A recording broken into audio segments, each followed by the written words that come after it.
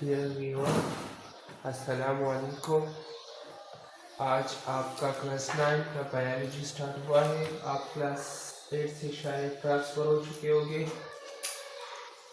तो जब आप क्लास 8 से क्लास 9 की तरफ जाते हैं तो सबक बहुत मुश्किल होता है, जिसमें ऑनलाइन टीचिंग नहीं पड़ी होगी। और जो ऑनलाइन पढ़ लेता है तो फिर वो सब कुछ जान लेता है और सेल्फ स्टडी कर लेता है। लेकिन जब आप पहले पहले क्लास 9 में आते हो, फिर ऑनलाइन क्लास लेते हो, तो आपको पूरे सब्जेक्ट बहुत मुश्किल लगा होगा कि शायद मैं इसे नहीं कर सकता। लेकिन आप कर सकते हो। जब आप पहला पहला लेक्चर लेते हो तो आपको वो टॉपिक्स बहुत मुश्किल लगे होगा। मैंने जब पहला टॉपिक पढ़ा था तो तकरीबन मैंने 4 दिन सिर्फ एक टॉपिक्स पे लगाई थी।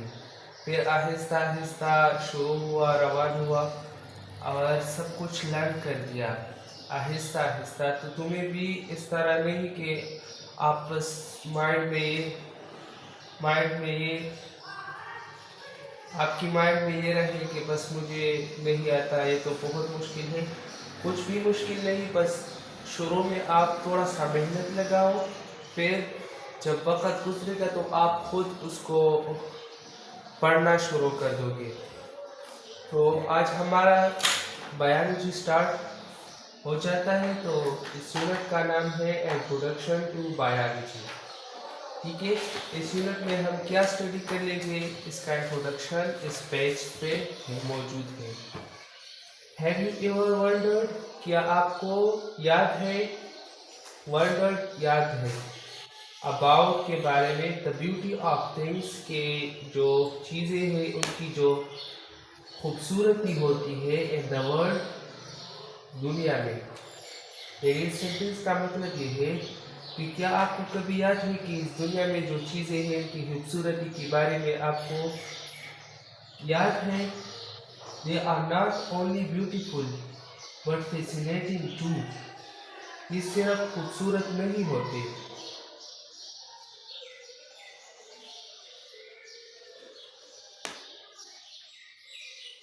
ये चेंज भी होती है। ये इस वजह से कि इनमें वेरिएशन, चेंजिंग आता है इन दियर साइज में, शेप्स में, कलर में, और हत्ता कि जो ईटिंग हैबिट्स है उनमें भी जो है उनमें चेंजिंग आते हैं। आप जब क्लास 11 आएंगे तो आप देखोगे कि एनिमल में किस तरह रिवॉल्यूशन हुआ है। फिश से जो है एम्फीबियन बने, एम्फीबियन से फिर रेप्टाइल बने, फिर ये छोड़ो, फिर आखिर में मवेलियन यानी इंसानों जैसे और जानवर ये जो है वो बर्ड से बने। तो इस तरह इसमें इसकी जो ईटिंग्स की हैबिट्स है वो भी चेंज होता है। कलर्स की जो हैबिट्स है, शेप्स की जो हैबिट्स है, शेप कहते हैं शक्ल को, साइज कहते हैं कि ये कितना लंबा है, कितना इसका चौड़ाई है, ईटिंग्स फराक को कहते हैं, और हैबिट्स आदात को कहते हैं। हैबिटेट्स यदि जिस जगह में जानवर रहते हैं इसको हैबिटेट्स कहते हैं। हमारा हैबिटेट्स क्या है? हमारा हैबिटेट्स तो हमारी घर है, हम घर में रहते हैं, इस तरह ऐसी जगह में रहते हैं जहाँ फसल उगता है तो हम उसी, ये हमारी हैबिटेट्स है। तो इस तरह हर जानवर की अपना हैबिटेट्स होता है, रहन सहन की जगह, जैसा कि लायन का जंगल होता है। Human beings have always been interested in observing and studying living organism। ये जो ह्यूमन बींग्स है, ह्यूमन बींग इंसान को कहते हैं, वो हमेशा इंटरेस्ट लेता है, इंटरेस्ट इन दिलचस्पी लेता है, वो एक्सपेरिमेंट कर लेता है। एंड ऑब्जर्विंग, वो ऑब्जर्व कर लेता है, वो चीज़ों को देख लेता है अपनी माइंड्स में। एंड स्टडिंग, और फिर इसमें इस पर स्टडी कर लेता है जितने भी लिविंग ऑर्गेनिजम्स हैं। यानी इस सेंटेंस का मतलब ये है कि ह्यूमन इस चीज़ों में दिलचस्पी लेता है कि ये एनिमल कैसे बना है, इसके अंदर क्या हो रहा है, और इसका बॉडी किस तरह बना हुआ है, ये किस तरह मूवमेंट कर रहा है। तो इस तरह ये ह्यूमन जो है इनकी स्टडी में जो है दिलचस्पी लेता है। And also the levels of organisation in living organism, और इसमें भी हिस्सा लेता है कि इसकी लेवल ऑर्गेनाइजेशन क्या है।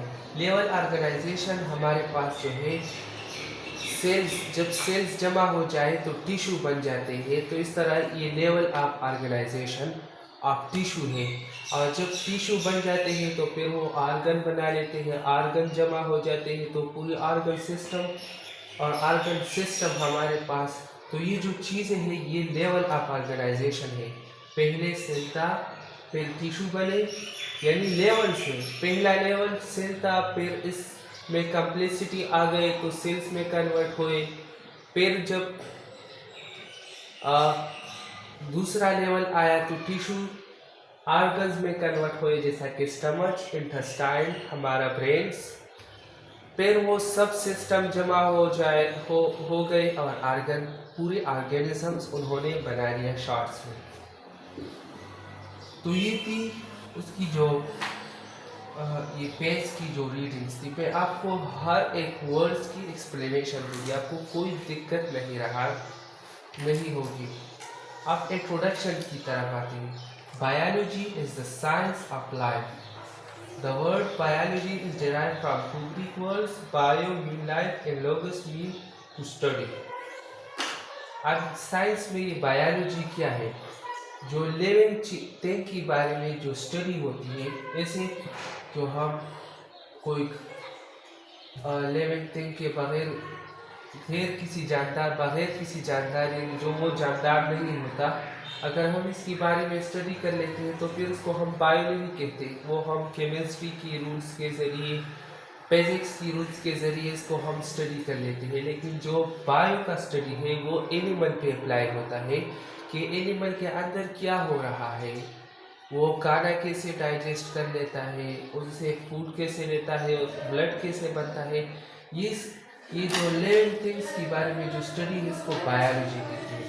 अभी जो बायोलॉजी वर्ड्स है वो दो चीज़ों पे डिवाइड हो चुका है। बायो लाइफ को कहते हैं जिंदगी को, लोगोस मीन स्टडी, यानी वो चीज़ें जिनकी ज़िंदगी है, यानी जिनमें सांस है और उसकी स्टडी किया जाता है, इसको बायोलॉजी कहते हैं।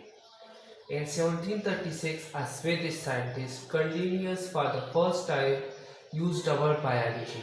और ये जो बायोलॉजी वर्ड निकला था वो कार्लिनियस साइंटिस्ट ने 1736 में ये इन्वेंट कर दिया था, उनको बायोलॉजी नाम दिया था। Biology has 3 major division. अभी जो बायोलॉजी है वो 3 ग्रुप्स पे डिवाइड हुआ है। पहला बॉटनी है, दूसरा ज़ूलॉजी है और तीसरा माइक्रोबायोलॉजी है। बॉटनी जो है प्लांट्स के बारे में जो स्टडी है उसको बॉटनी कहते हैं, यानी प्लांट्स की मुख्तलिफ क्लासिफिकेशन है कि इस प्लांट्स के हैबिटेट्स यहाँ पे होगा, इसका इस प्लांट्स की हर प्लांट्स, आपने देखा होगा कि पहाड़ों में कुछ और तरह के दरख्त होते हैं जबकि मैदानी इलाकों में कुछ और तरह होते हैं। तो इस तरह इसकी जो स्टडीज़ है, इसके अंदर प्लांट्स के सेल के अंदर क्या क्या चीज़ें मौजूद है, इस स्टडी को कहते हैं बॉटनी। अब ज़ूलॉजी एनिमल सेल्स के अंदर क्या कंपोनेंट्स मौजूद है, इसका जैसा एनिमल्स किस तरह बना हुआ है, इस तरह जो स्टडी है इसको ज़ूलॉजी कहते हैं, यानी जिसमें हम एनिमल्स की स्टडी कर लेते हैं। फिर माइक्रोबायोलॉजी, बैक्टीरिया हुआ, वायरस हुआ, इस तरह फंजाई हुआ, इसके बारे में जो हम स्टडी, ये माइक्रो ऑर्गेनिज्म है। माइक्रो ऑर्गेनिज्म इस तरह इसको कहते हैं कि पहले माइक्रोस्कोप ना होता तो हम इसको नहीं देख सकते, हम उसको कंपाउंड माइक्रोस्कोप के ज़रिए नहीं देख सकते, तो इसलिए इसको माइक्रो ऑर्गेनिज्म कहते हैं। तो जो माइक्रोबायोलॉजी है वो बैक्टीरिया, फंजाई और वायरस के बारे में जो स्टडी होता है इसको माइक्रोबायोलॉजी कहते हैं। तो इस तरह ये पहला टॉपिक्स कंप्लीट हुआ। दूसरे टॉपिक्स के लिए आप कमेंट कीजिएगा तो मैं बना लूँगा, अगर टाइम था तो मैं बहुत कुछ आपके लिए बनाऊँगा और आपको इंशाल्लाह हर वर्ड्स की इस तरह एक्सप्लेनेशन दूंगा कि आपको फिर कोई कंफ्यूजन ना रहे। शुक्रिया।